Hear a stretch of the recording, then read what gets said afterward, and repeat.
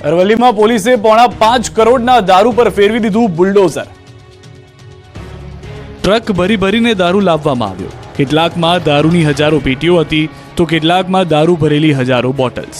કેટલીક ટ્રકમાં તો વિદેશી દારૂના કેરબા ભરેલા હતા, જેના ઢાંકણા ખોલીને આ રીતે જમીન પર રેડી દેવાયો।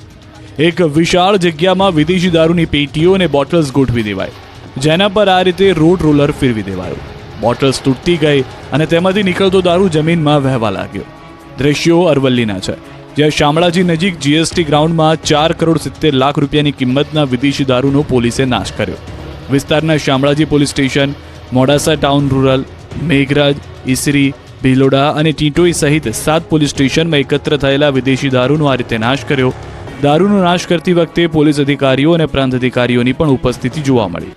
વર્ષ દરમિયાન રાજસ્થાનથી દારૂની ઘૂસણખોરીની ફિરાકમાં કરોડો રૂપિયાનો દારૂ પકડાય છે, ત્યારે Shamlaji police station, Modasa town rural, Meghraj, Isari, Bhiloda અને ટીટોઈ સહિત 7 પોલીસ સ્ટેશનના દારૂને એકત્ર કરી તેનો નાશ કરવામાં આવ્યો।